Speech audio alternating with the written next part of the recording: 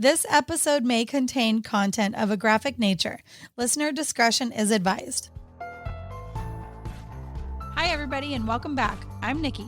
And I'm Mariah. Thanks for joining us on another episode of Body to Burial.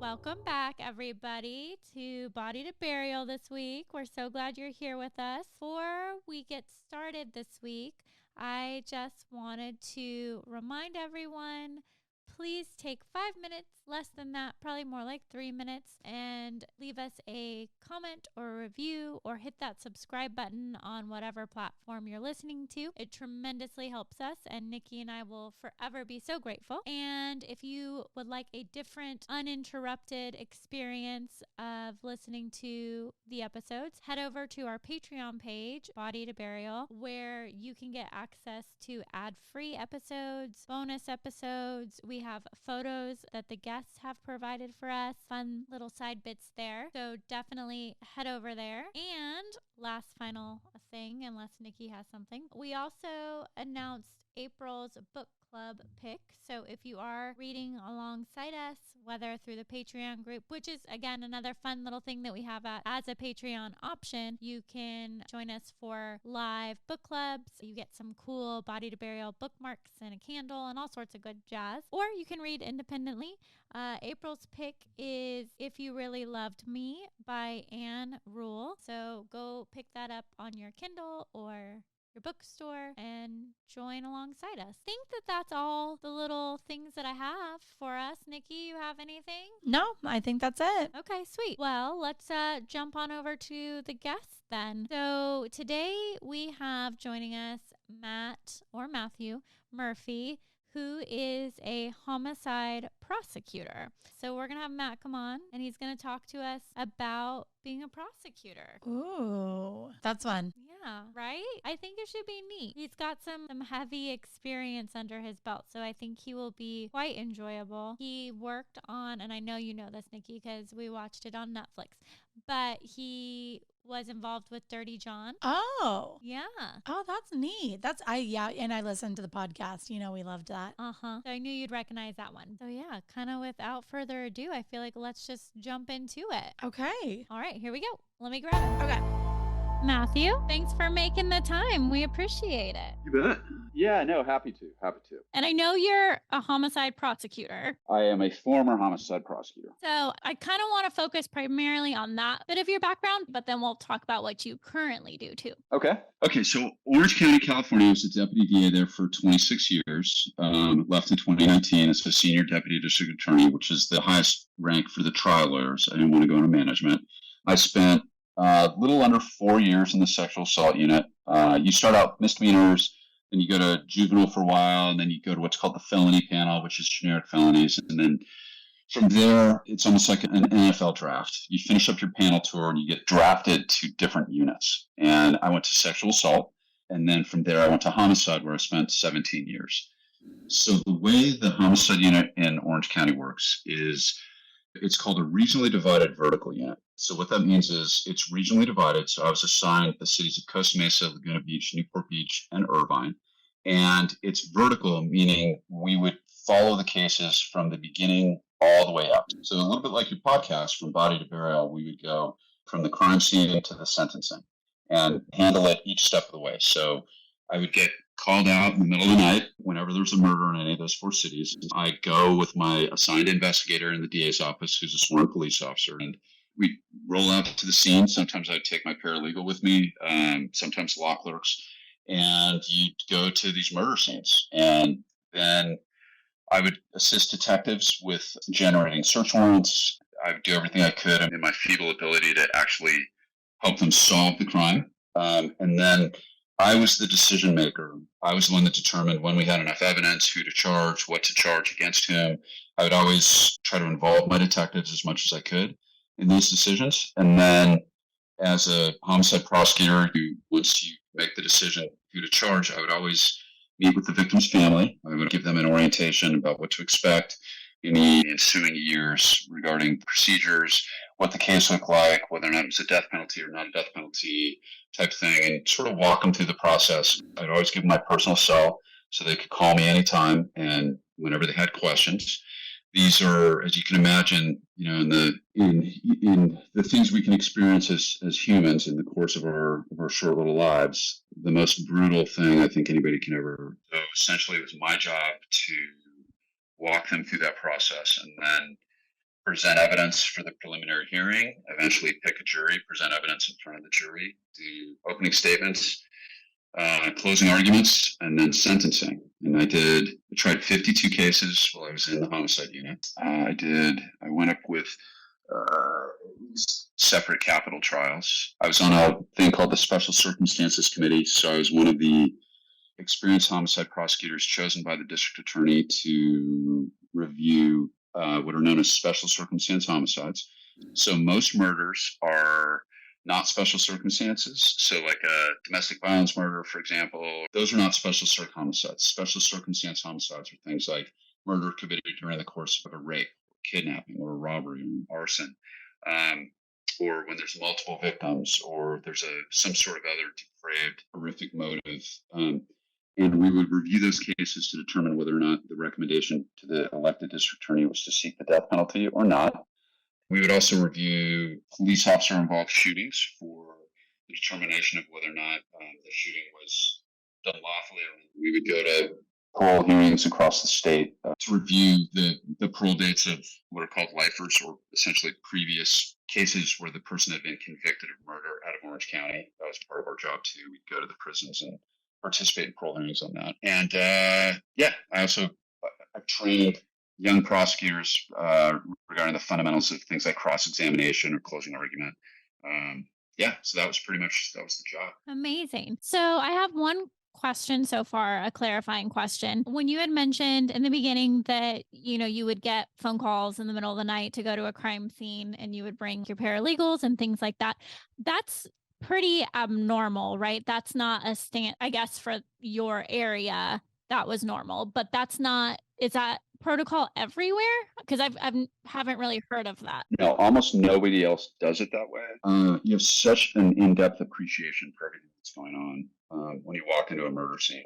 First of all, you see the professionalism of the detectives who are there at 3:00 in the morning, and the crime lab personnel, and you see them doing their jobs, and it is, you see how dedicated they are, and also, it sort of goes without saying that you understand the enormity of what your job is when you look down and you see, for example, some young person, maybe 20 years old, who's got parents that love him or her, and you're there before the body is moved. And every time you walk into a crime scene, it really is like walking into a three-dimensional puzzle, and you having the senses of it, like I had a case once of a murder of 7-Eleven. So the 7-Eleven clerk, his two skinheads went in and viciously murdered this poor man behind the counter. And it was just, they were trying to rob him, and they were probably high on methamphetamine, but mostly they were violent idiots. And they killed him before he could even open the register for him. They ran off into the night. And that was a scene that we went to, and we were waiting outside to make sure that we had a search warrant. And it's a lot of the job is ensuring that the police are crossing every T and dotting every I to make sure that nothing is ever suppressed down the line.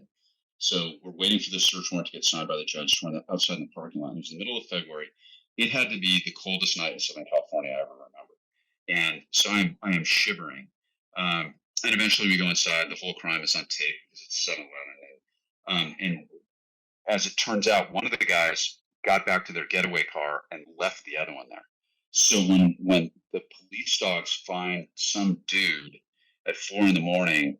in shorts and a T-shirt because he stripped off all his outer clothing, and he said, "Oh, I was at a party nearby," you wouldn't necessarily know that if you're just reading a police report. But I remember freezing my butt off, and there's just no way on God's green earth that anybody in Irvine was hanging out in shorts and a T-shirt that night.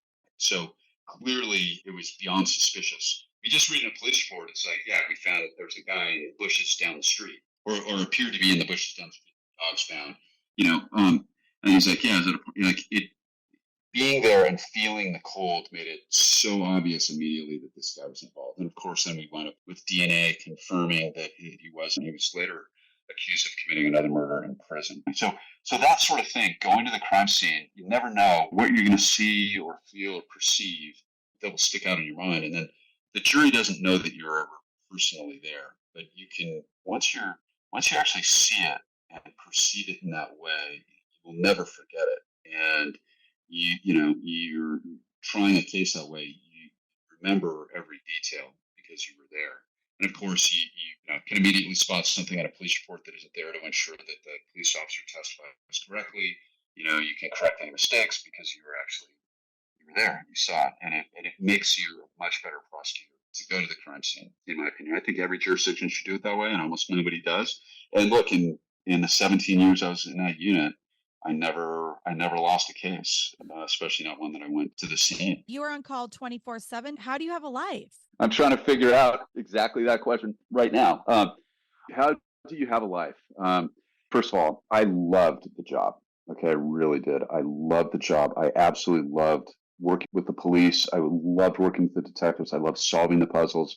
And I might have loved it a little bit too much because it sort of was a huge aspect of my life. So how do you have a life? You have an awesome life when that is your life. When you're dedicated to doing everything you can to master the craft of trying those kinds of cases and trying to be a student of it and reading everything I could and learning about cross-examination from attorneys that wrote books 100 years ago and really trying to become a master at the craft of trying cases. So life was murder for a lot of those years. Like you guys watch Ted Lasso? Oh, love Ted Lasso. Yes. Okay, Ted Lasso. Remember, I forgot the character's name, but he kept saying football is life. Yes. One of the players. Football is life. Yes. But when you're in the homicide unit, if you are, I had such good bosses for those years. I had such supportive superiors. I worked with such great cops that, homicide unit was life.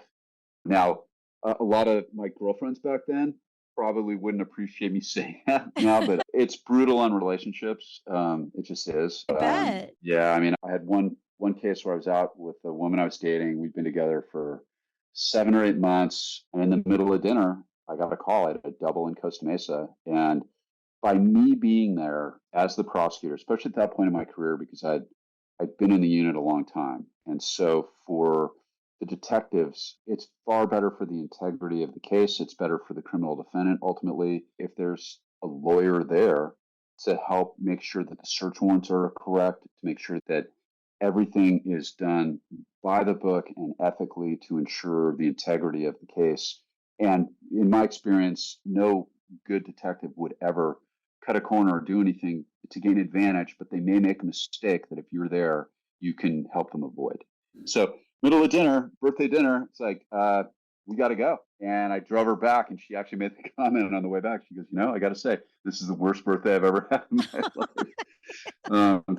And I feel bad about that. I mean, it's hard on relationships, but between her or that job and my cops and those poor victims, I chose my victims and not her. So that relationship didn't last that much longer after that night. So it's tough on that. I never got married. I never had kids because truly my great love, at least at that point in my life, was those cases, as weird as that might sound. I can see how after a while it would probably consume you, because if you say something does happen with that whole protocol, then the defense would find that little hole and then that person would get off, right? That's right. I mean, worst case scenario, that's exactly right. I'm at dinner and say, hey guys, I'm at birthday dinner. I'll see you tomorrow. And I don't go. If there's some sort of mistake that I might have caught, then that wound up being a very high profile, absolutely horrific murder. At the time, it looked like it was your run of the mill average domestic violence murder, as weird as that may sound. And it wound up being a super twisted, horribly diabolical case involving the murder of 2 young people, and their families were as heartbroken as any case I can ever remember. And I needed to be there. And that was a wild one. So yeah, it's tough on relationships. A lot of times in that unit, for the people that are dedicated, there's kind of 2 different types of lawyers. There's just shy of about 300 attorneys, so 300 prosecutors in the Orange County DA's office, give or take. And there's roughly 8 or 9 in the homicide unit. So it's very difficult to get a spot in there. And some people would come in towards the end of their career and do a couple of years. and go off and do other wonderful things, like go to the bench or go into management. But there was a cadre of us for about 10 years, and all we wanted to do was the next case. Essentially, there's three groups. There's people that come in that are single, like I did, and they tend to remain single while they're in the unit. They're married, and either at that point they leave the unit or they stay and they get divorced. It's kind of the way that went a lot of times. And then there are some outliers that somehow manage to have wonderful relationships with their spouses and balance it and be great lawyers. I'm not smart enough to have been able to figure that out. How many cases would you be juggling at a time? Well, when I left, I think I had 26 murders on my caseload, which I think I counted this one point. I may not be exactly, but I think of those, I had 32 victims. So 26 separate cases, which involved 32 victims, because some of them were multiple murder. One of those cases was the Golden State Killer, D'Angelo. So I had the 4 Orange County cases. Oh, wow. That I was prosecuting when I left. How did you get that case? Was he in Orange County when he got caught? He was in Sacramento. No, he was in Sacramento when he got caught, but he was such a prolific predatory monster that he moved throughout the state. And one of the places that he committed a series of murders was Orange County. So it was from like late 70s, early 80s era.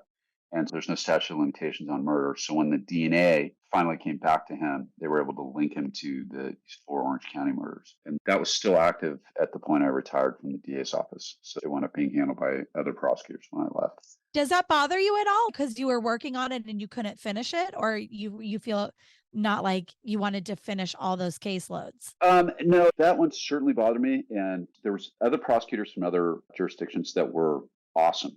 So first of all, it was just a horrific case, and I really wanted to bring justice to those families. But decisions were being made in that case at a higher level than just the trial lawyers. It was in Sacramento. They had to sort of team up with all the different attorneys from the different jurisdictions. There were murders in Santa Barbara and Ventura and Sacramento and Orange County. So there was a bunch of elected DAs kind of had to get together on that. So when I left, I certainly did not miss the politics of that case, but I would have preferred to finish it. But then the decision was made to let him plead guilty as opposed to see it through with the death penalty.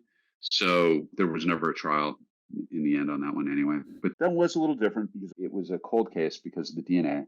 So that wasn't one, the typical routine. Like I said, I'd go to the scene, I would attend the autopsy, and then I would meet with the parents, usually right after we made the charging decision. And I would sit down with the family and pass the box of tissues to them because it's so horrific. And the goal under those circumstances really was to just let them know at the nadir of human suffering that there was at least a couple of people that cared. And the police I worked with were wonderful. The detectives who are investigating homicides tend to be really smart, dedicated professionals in my experience. And in that unit, I was in a position where I could at least offer a little bit of kindness to these poor families as they're going through it. And also the Orange County Homicide Unit, we did all the homicides in the county with the exception of gang cases. Gang cases went to a separate unit, and that's a different kind of murder in a lot of ways. Oftentimes it's street justice, oftentimes the family of the victim are gang families with multi-generational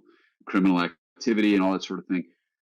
The people, our victims in the homicide unit were 7-Eleven clerks and kids that were murdered, and the family members of victims of domestic violence. They were people that almost universally we could relate to as productive, nice members of the community that didn't deserve what they were going through. So we could offer them kindness. And that's why I always gave them my personal cell phone. I never regretted doing that. I never had anybody abuse it.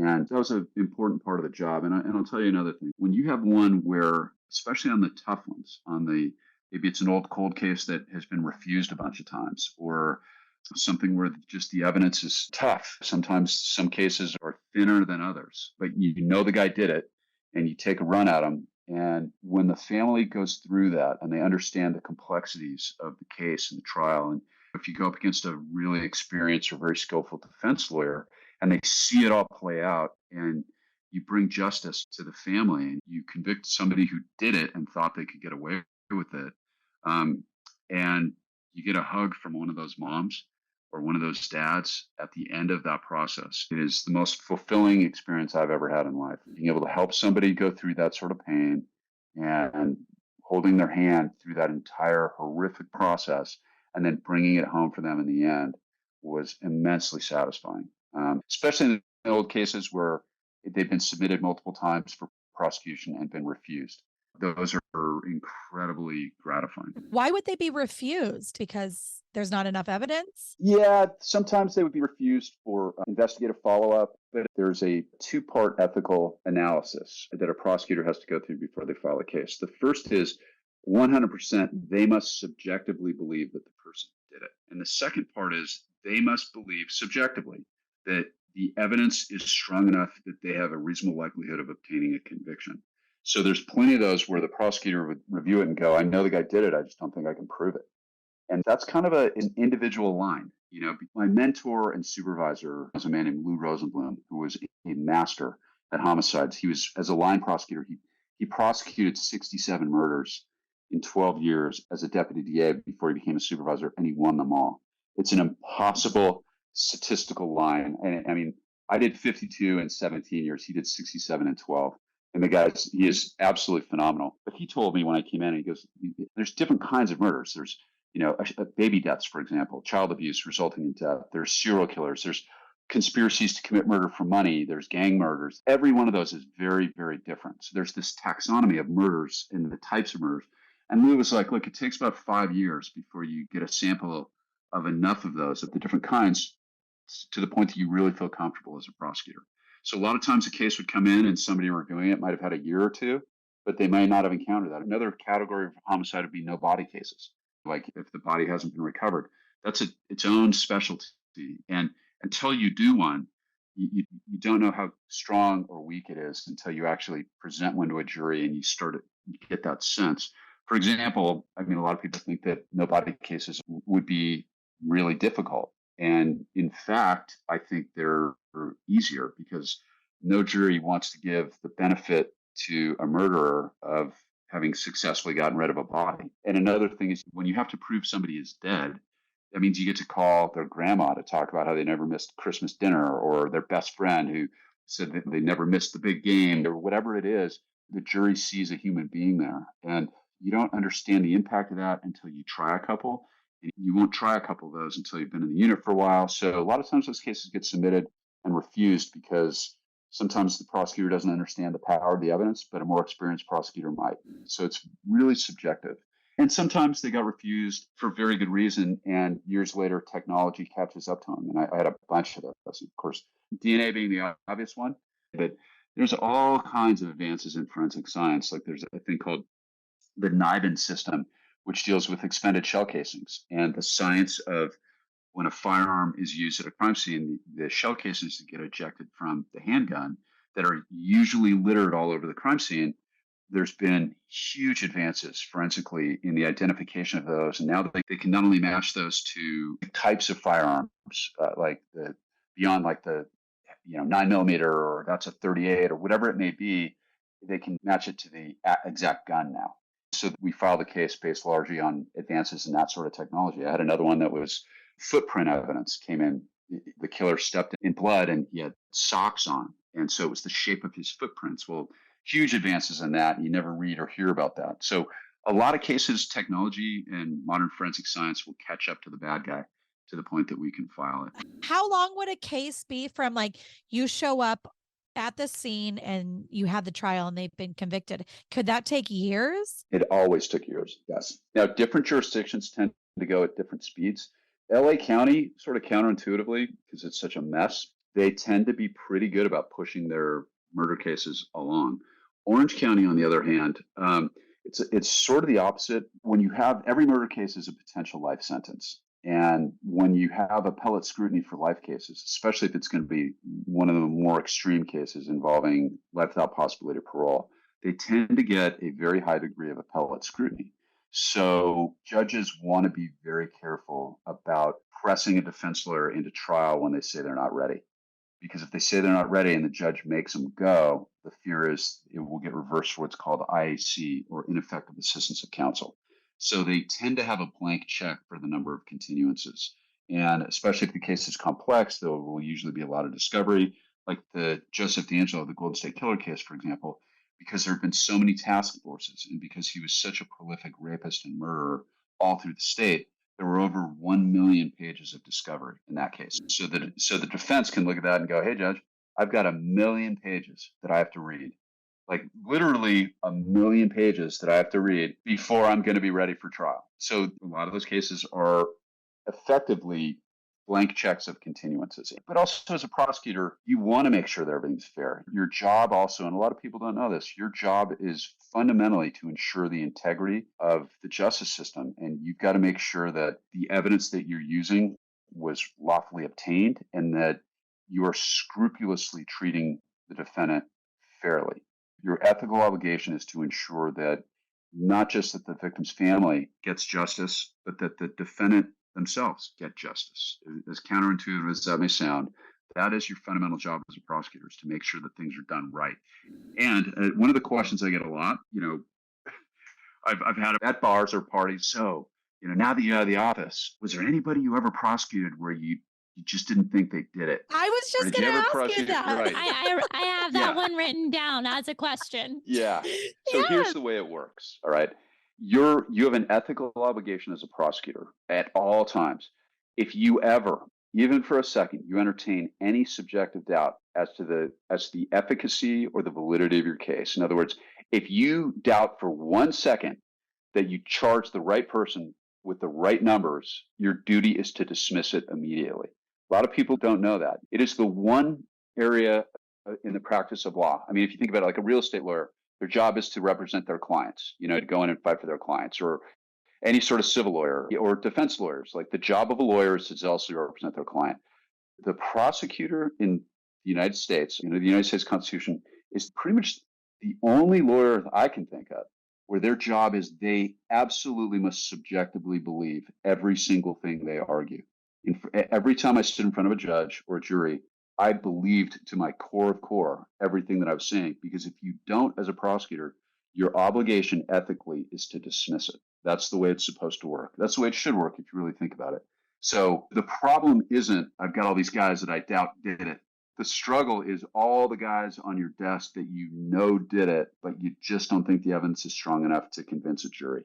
That's where you grind your teeth a lot, is what am I missing in this investigation? And how long would a case like that take for evidence to finally come, more evidence to come, or just sometimes those cases just hang for more years? Yeah, I mean, look, I did the Rodney Alcala case. Now, that was just a function of the appellate courts, but I tried that thing around 2010, and that was a murder from 1977. I mean, gosh, I had cases from the 80s, cold cases from the 70s. Those are cases where DNA caught up to the defendants. I mean, I did the Bill McLaughlin case. I was 15 years old when we filed that.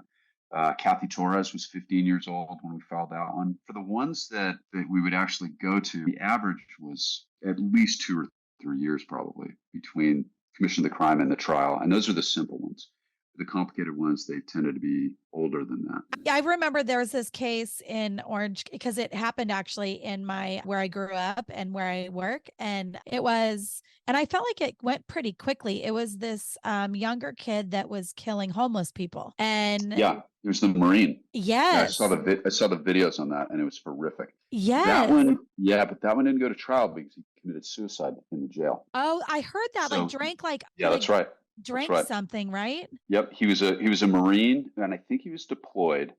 And I think the story was he never fired his weapon. I think he went to Iraq, never fired his weapon, and felt like he was gypped and wanted to kill somebody. So he started killing homeless men with a K-bar, which is a Marine Corps knife. And some of those are caught on video. My good friend Susie Price prosecuted that, and she's a phenomenal lawyer. And yeah, he drank Drano. So that one went quick, but only because he committed suicide in the jail. Otherwise, that would have taken years. Yeah. Yeah, because I was wondering, and we were talking about how long this takes. That popped into my head because I was thinking, I remember that feeling like it was very quick that that's what it was. He killed himself because it didn't go to trial. Yeah, you were right. I mean, that was within probably 6 months of his arrest, and it was resolved. One of the things that keeps popping into my head is that you talk about having enough evidence to convict them. And I'm curious, what makes you decide I have enough? Can I think about, for me personally, the Casey Anthony case? Mhm. To me, obviously, their jurors felt like there was a breakdown in evidence there and that there wasn't enough tangible evidence to convict Casey. Mhm. But they felt like they clearly had enough evidence. So, how do you determine what is enough or what is enough evidence that's going to make sense to a jury who doesn't really get exposure to this all the time? It just seems like there's so many complicated layers when you're trying to decide if you have enough. There are, and it's as much a feeling as anything else. There's kind of this line that you just know you've got it.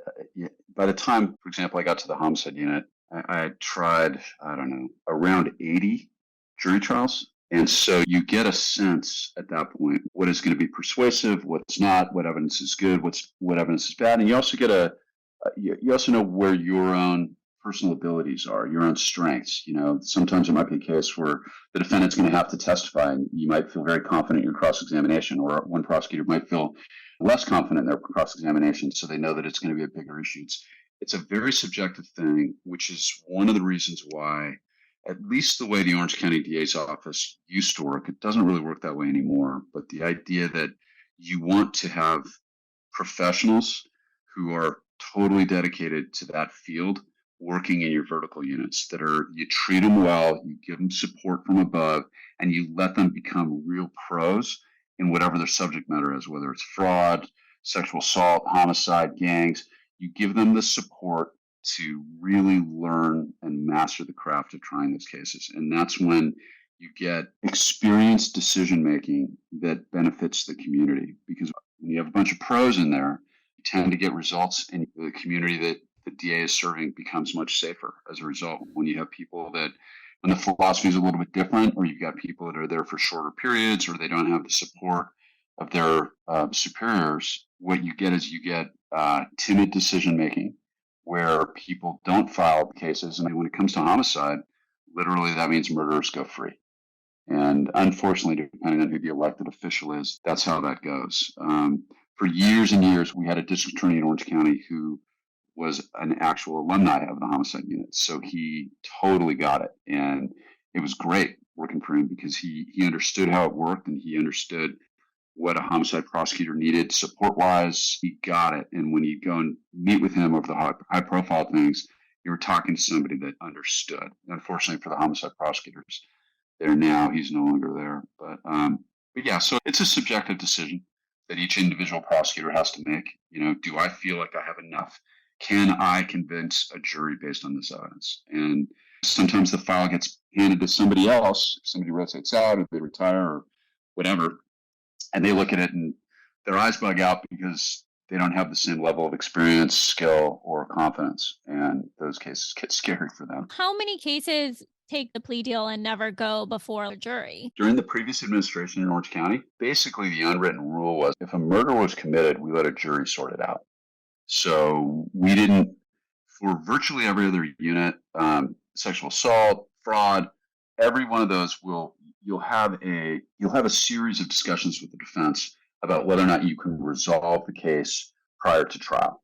In the homicide unit for all those years, we really didn't engage in that. Every case was filed with the idea that it was going to trial. And that essentially was the way that worked for a really long time, for decades in Orange County. It's changed a little bit now. They're doing a lot more wheeling and dealing on homicides, which is controversial in some areas in law enforcement. But, who was it?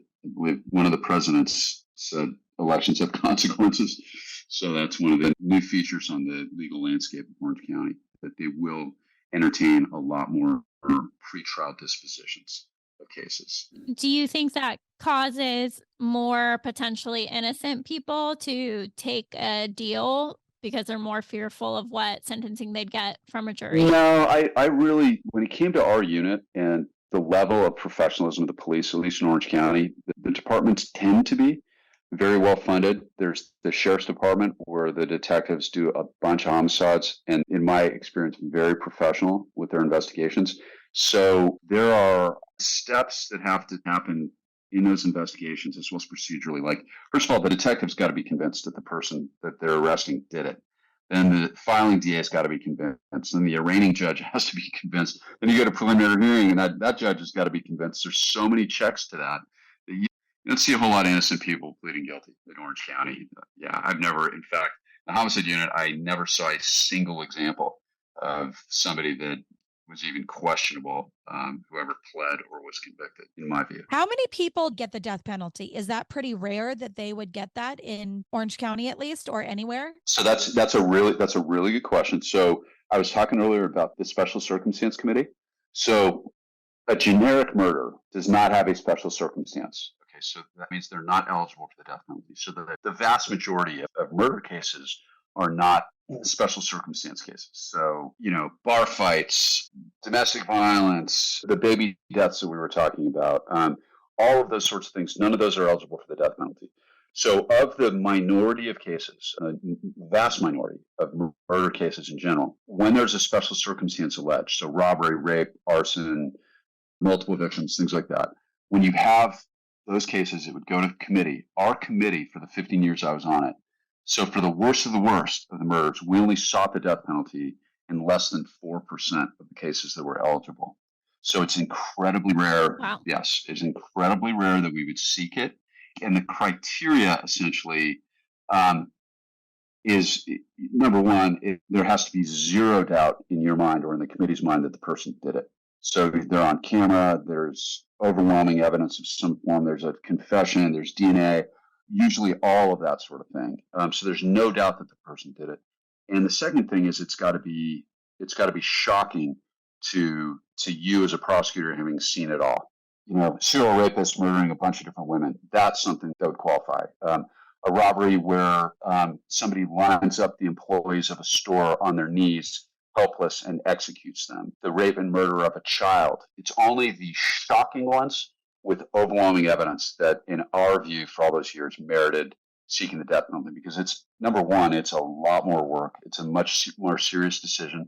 And of course, we have a moratorium on the death penalty in the state of California now anyway. So it is a symbolic effort that is, it's consuming. It takes a ton of resources, a ton of time, and the case really has to be worth it, for lack of a better term. So it's very, very rare. And of course, we have not had an execution in the state of California in, 2 decades. But that's what I was going to ask. Yeah, it's been forever. Yeah. And I don't see that changing in the state of California. I don't see the political will coming around and all of a sudden we'll be executing people. But for the families, what happens at the end of those? So it's a bifurcated thing. You go through the guilt phase where you prove the person did it, and then you have the same jury and you come in for what's called the penalty phase. And in the penalty phase, the jury's job is to weigh the aggravating versus mitigating circumstances. So if the aggravating circumstances substantially outweigh the mitigating circumstances, then the jury is entitled to, they're not required, but they're entitled to vote for death. And if they don't, they're required to vote life without possibility of parole. That's the way it works. So again, every benefit goes towards the defendant.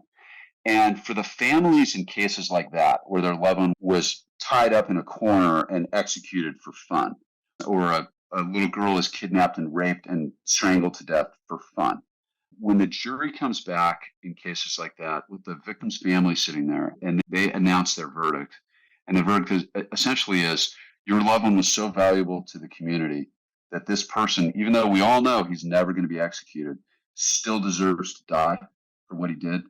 There is some value in that, in my experience. And it depends on the family, but there are certainly family members that feel very strongly about that.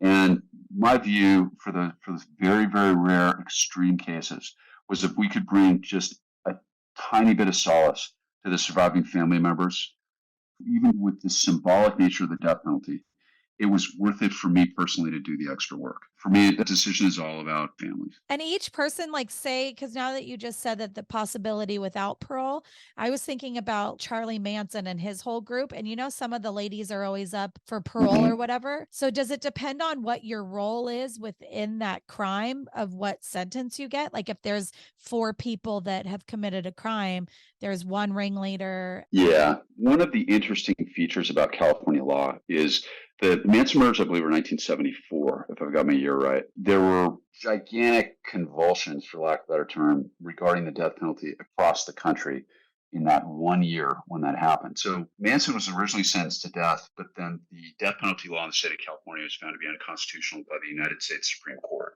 California and a whole bunch of other states that had similar language in the law that mandated imposition of the death penalty. And they said that it should never be mandatory. So they had to go back and change the law. And so the reason why Leslie Van Houten, Charles Manson, Tex Watson, and all the rest of that cabal of murderous hippie monsters, the reason why they get parole hearings is a function of California law because of the law in the early 70s. So theoretically, if they committed the same murders today, they would not be entitled to parole hearings because of the nature of life without possibility of parole. I wouldn't be surprised if that changed at some point, if the legislature changed it and allowed for applications for early release, for compassionate grounds and all that sort of thing. I think that the parole board generally did a pretty good job of treating the Manson family the way they should have been treated. In other words, keeping them in. The problem with parole hearings is the surviving families, have to go through this nightmarish process where they have to attend to hearings or submit letters. It's a very, very difficult thing for them to go through because they never want the person to get out. And I'm just at the stage now, I'm at about the 20-year mark from the time where I came into the homicide unit. So some of my earlier cases, especially for the second-degree murders, they are coming up for parole now. And I'm getting letters from families and phone calls from family members asking for my help in opposing the release of the people that murdered their loved ones. Yeah, because that's got to be anxiety, thinking that it's all said and done. And then in 20 years, you got to go through it again and then have that anxiety thinking, what happens if they get out? Right. What happens if they get out? And sometimes these people will threaten family members at the time. So it's like, not only the anxiety of the person being released and no longer serving prison time for the murder of their loved one, but also the potential danger of them coming back at them. So it's horrible for families to go through that process. And sometimes, depending on the circumstance of the murder, there are certain cases where I think it's appropriate to release them under certain circumstances. Yeah, I was just going to ask that, if they do get released. Yeah, and look, for a lot of those guys, I don't know about a lot. For some of them, their highest ambition in life after spending 15 or 20 years in prison is to be able to come home from a day of hard work and some job and sit on a couch and watch a Laker game and eat some potato chips. Like that is like the greatest thing they could aspire to. And a lot of them are not going to be a risk to anybody. And I'm not talking about sexual predators, people that get murdered out of cruelty, people that murdered in domestic violence situations. There are entire classes of murderers who, in my opinion, are not going to reform. All the therapy in the world isn't going to make their desire to kill people for sexual gratification. It's not going to make that go away. And I think the literature bears that out, that when it comes to psychopaths or truly predatory human beings, you can give them all the therapy in the world. They're never changing. But for some of these old gangsters that were in the back of a car during a drive-by 25 years ago, I've gone to a lot of those parole hearings, and a lot of those guys, if they're not running with the gangs in prison, they've got family support, they can move in next door to you, and you would never be in any danger. So it all depends on the type of case and the circumstances of the killing. But usually when they're like the psychopaths and the ones that you're talking about, generally they don't get released on parole. Generally, your mouth to God's ears and the parole board's ears. Yeah. I mean, look, the pendulum of criminal justice swings back and forth. If you look historically through the state of California, the early 70s, like if you look at those great vigilante movies like Death Wish with Charles Bronson, Dirty Harry, a lot of those were written in the early 70s where there was a real kind of a public fear of violent criminals. And that's because back in those days, the law was very lenient and there really was a revolving door, and it was a problem across the country where people that would commit horrific crimes would get out. Rodney Alcala, the dating game killer, he's one of the ones that I prosecuted. And he kidnapped and raped an 8-year-old girl. She was in a coma for 32 days. And he was released by the California Parole Board after 34 months for that crime. And he went on and he murdered dozens of people after that. He had 5 in New York, and he had, I think, 5 in California, and another one in Wyoming. He was suspected of murders in Europe, in Texas, all after he'd been released by the Parole Board. So it's insane. It's insane. Now, hopefully we're more sophisticated. We understand that now, but the pendulum swings back and forth. And then the public will get fed up with that. And look, going back to ancient Rome and probably the codes of Hammurabi, right? I think that there's always going to be a certain segment of any society that is predatory, and the math on it is pretty simple. The higher number of the real bad guys that we put in prison for longer, the less innocent victims you're going to have. And the more lenient we become, the more we want to hug them and let them go, the more innocent victims there are going to be. And unfortunately, it's like in California with the Polly Klaus case, where a guy who never should have been released from prison was released, kidnapped, sexually brutalized, and murdered this poor little innocent girl. And she became the public face for criminal justice reform back in the 90s, where they enacted a bunch of tough on crime statutes that helped lower violent crime substantially. But, then the public kind of forgets how bad it was, and pretty soon they take their eye off the ball and the laws loosen up, and you end up with the sharp rises in violent crime again. And I think it goes back and forth, and that's so weird to me. You think it would just stay consistent, like this works and this is what we're going to do, and it just stays. You would think. You would think, but right? Yeah, the pendulum swings back and forth. That's interesting to me. I want to go back for a clarifying question real quick, Matt. So if I had a family member get murdered, I couldn't press you to push for the death penalty. The family has no say in that. That's solely removed from them. Well, okay. So really good question. Under California law, there's Article 1, Section 28 of the California Constitution, also known as the Victim's Bill of Rights. And what has been defined as a victim includes the extended family of a victim of violent crime. And part of that law is the district attorney is required to meet with you. Now, they don't have to follow that. It's known as a right without a remedy. Like, that's the law, but you have no recourse if they refuse to do it. And some DAs, honestly, are horrible about their treatment of victims. So under California law, you would have a right to sit down with the DA and express your views and say, I really want to pursue the death penalty, or I really don't want to pursue the death penalty. And the district attorney would then factor that in the decision as to whether or not they would seek it. So that's the way it's supposed to work. I see. Okay. And then another question that I had, which I guess isn't completely applicable to you since you don't really work in drug cases, and that's kind of the only example I could think of.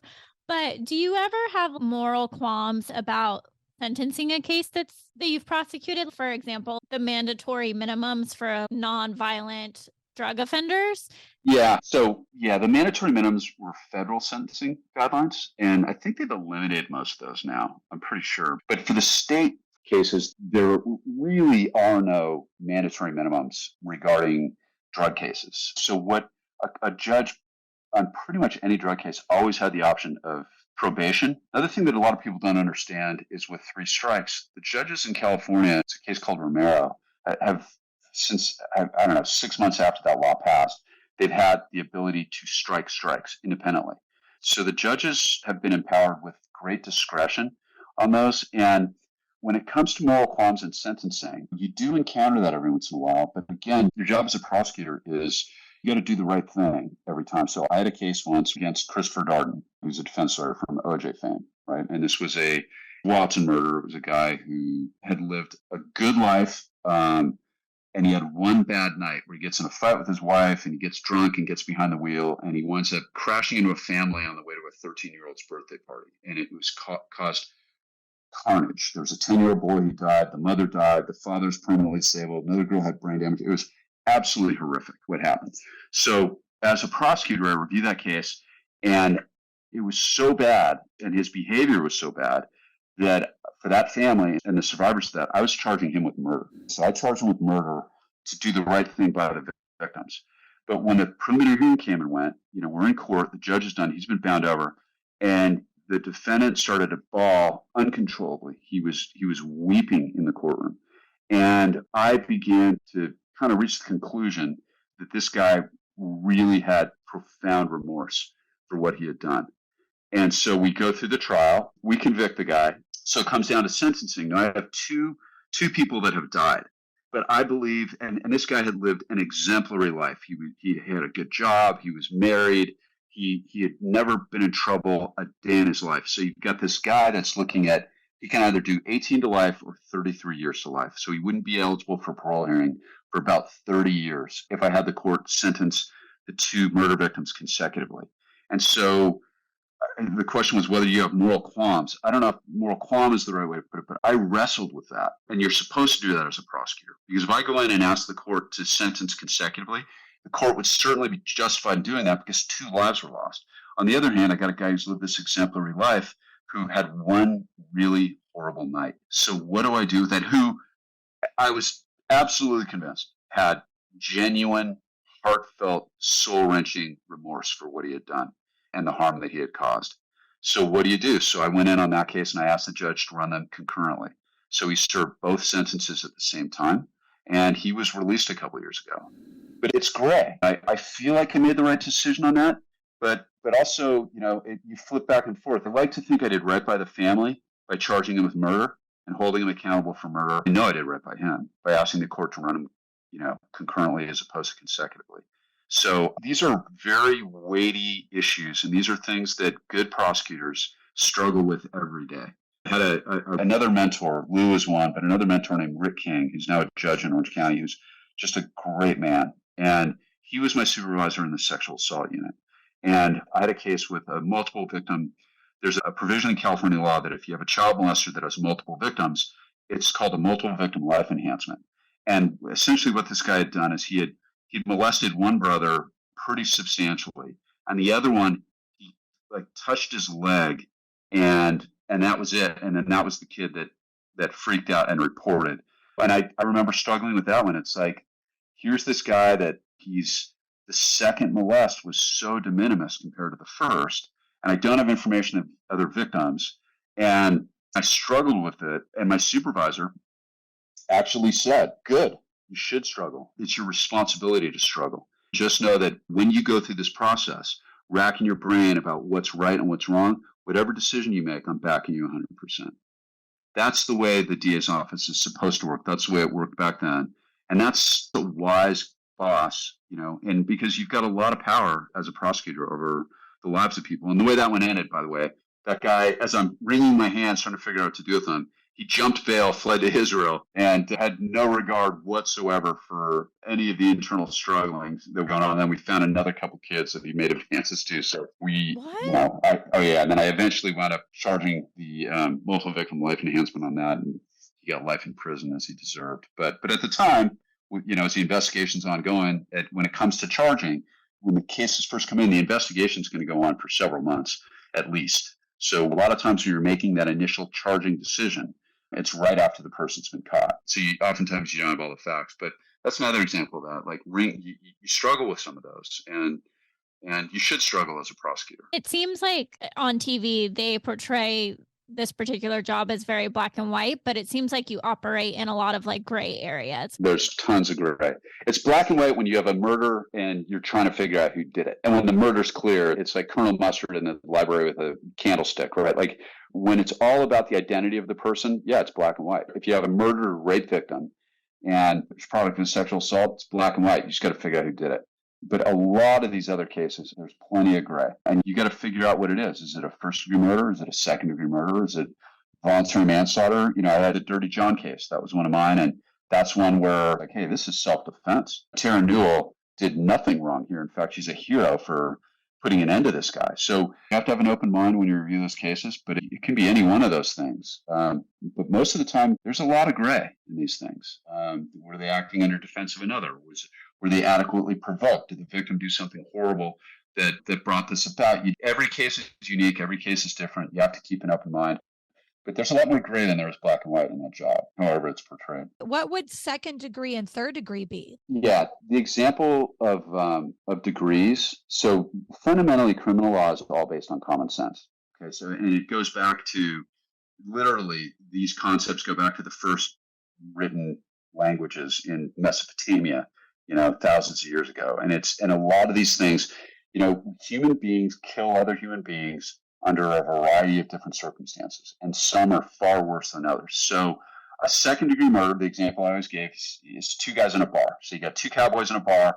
One of them insults the other one, and the insulted cowboy's got a gun on his hip, and he pulls the gun and shoots the other cowboy dead on purpose, right? So it's like he's insulted, he pulls the gun, shoots him, meant to do it. That's a second-degree murder. So he has the intent to kill, and it's not lawful. It's not self-defense. It's not adequately provoked.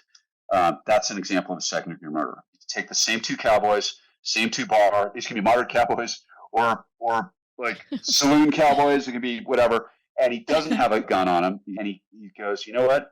I'm going to kill this son of a bitch. So he walks out of the saloon or the honky tonk, whatever, goes to his horse on the post or his pickup truck, fishes around, finds the gun, goes back into the bar, searches through the smoke and the piano player and the dance floor and whatever, finds him, points the gun at him and shoots him. That's worse than the first one, because now he's had all this time to contemplate it and to consider the consequences of what he's doing.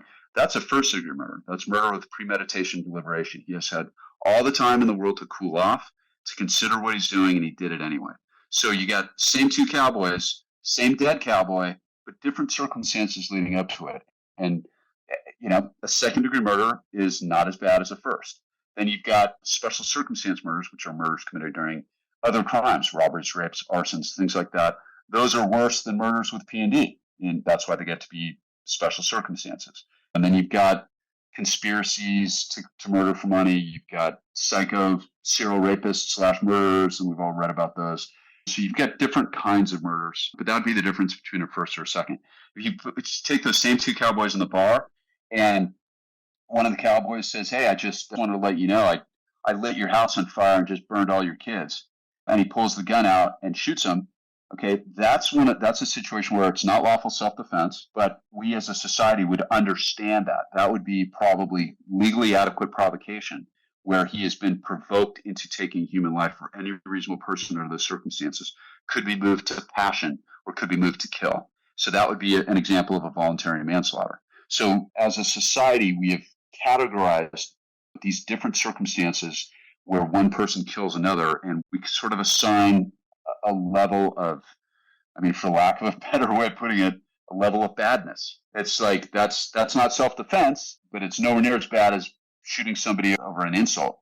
That's the type of case where if we prosecuted that, the judge would strongly consider probation in something like that, in my experience. Because I was thinking about how you hear about people that have gone to the trials of the person that's killed your family member. And I've always thought, how do these people have self-control not to want to kill the person who did this? And then and they would get in trouble and all that stuff. Well, that also raises a really interesting philosophical point that may be a little deeper than we need to go to for this podcast. But look, there's an array of reasons in society why we put people in prison.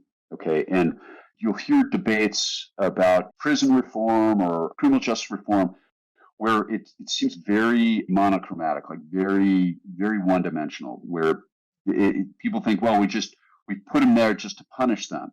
But a huge part of, especially when it comes to violent crimes, the social compact or the contract that we have is that society is supposed to punish those people so the family doesn't have to. And when the system is working correctly, when you've got a detective who's done her job and arrested the right person, and a prosecutor who's soberly decided to make charges, and a judge who's doing their job, and a jury who's doing theirs, the way it's supposed to work is the family shouldn't have to do anything because that's the deal we make. Society takes care of that.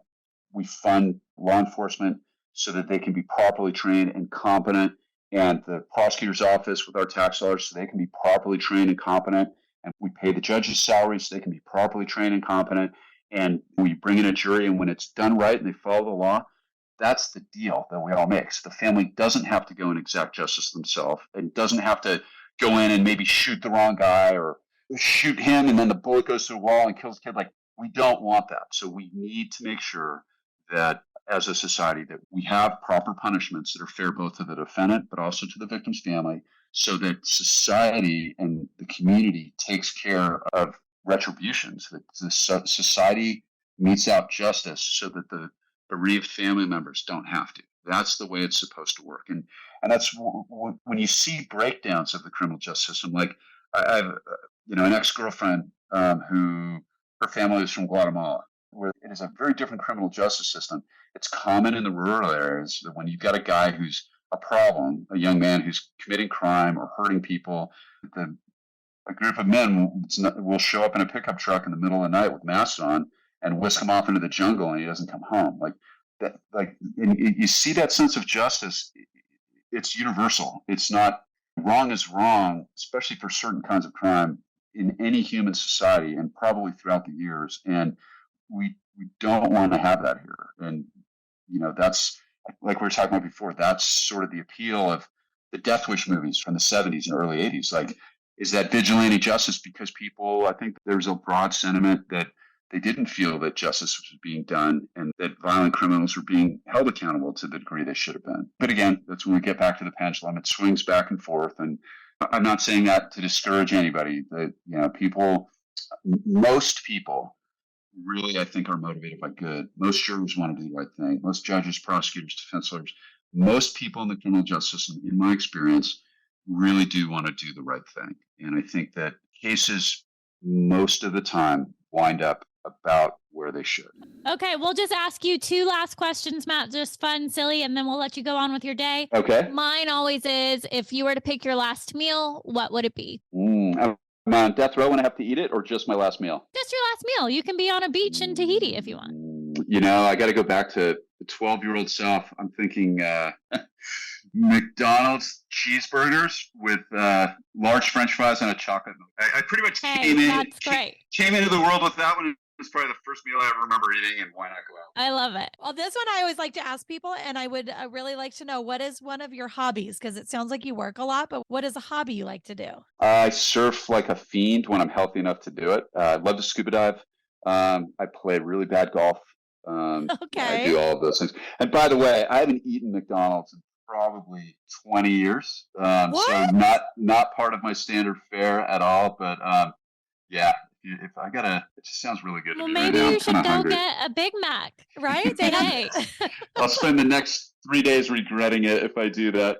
Thank you so much. We really appreciate it. And my pleasure. Happy to come on again. Yeah. Okay, guys. Yep. Okay. Thank you. Have a great week. Okay. Bye-bye. Thanks. Take care. Okay. So, question of the hour.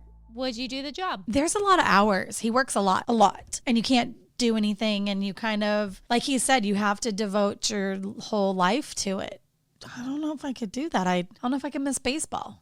I'd love it if I didn't have kids and stuff like that, Okay. If you were like single Nikki. If I was single Nikki, I would love to do it. But married with kids Nikki is a little tough. But really, really interesting. I love that he's from my hometown, Orange County. Love it. I mean, hey, shout out Orange County. Right? Real Housewives. Oh, God, that'd be great. Could we bring them in for like a panel of an episode? I'd love that. Oh, it was funny because when he was talking about certain things and places, I'm thinking, oh my God, I know where that is. Finally, a place I know where these things are. You can get the visual really well mapped out. Yes, I really could. I felt like I was home again.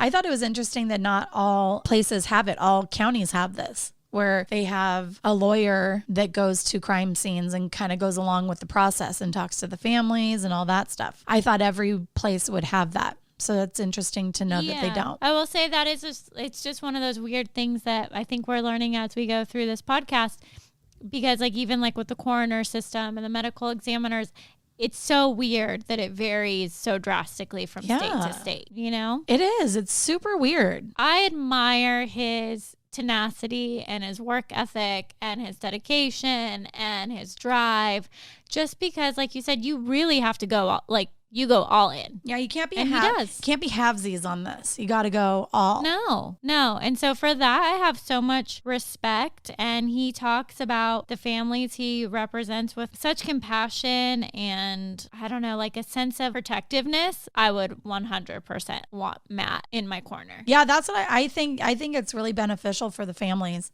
and for the cops too. To make sure that you're crossing every T and dotting every I on a crime scene so that person who's going to be going up for trial that committed this doesn't have a little tiny sliver of, he can get off because you missed something or you didn't do something right. Yeah, you're closing all the loopholes. Yeah. And that's an intense amount of pressure though, too. This is one of those jobs where I don't think you sleep.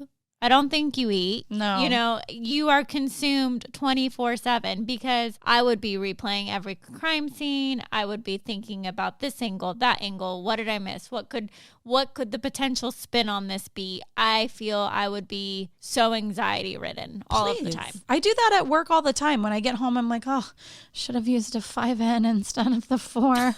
And oh my God, I shouldn't have cut her bangs so short, but then she wanted them short. You know, like I'm telling you, I couldn't, maybe I couldn't do it for that factor because I overanalyze everything. And then even when it's done, I still think about the one tiny little thing that maybe could have been wrong. So maybe I can't do the job because of those two factors. Yeah, I mean, I think for me, the mental gymnastics of it all would be, it would just destroy me as a person. There's no, like, that'd be tough. But then to give family the closure, I like that part. But the closure doesn't happen for years. This is another job that it takes years. Yes. For years. Yeah, and I'm instant gratification on top of everything else. So I feel like it would just be really hard. Matt, you're awesome. I couldn't do it. Right? Well, until next week, we'll see what comes next. Right? Till next week, guys. So I'm going to be annoying again this episode. If you liked it, please hit subscribe.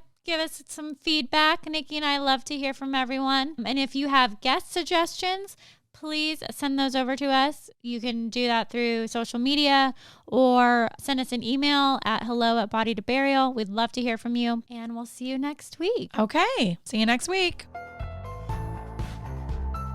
Thank you so much for listening and supporting us. We do encourage you to follow us at Instagram at Body to Burial. Hit us up on Twitter at Body to Burial. And you guessed it, you can send us an email to hello@bodytoburial.com. If you have any guest suggestions, just let us know. Please hit the subscribe button or follow button on whatever app you are listening to. Thanks so much, guys. See you next time.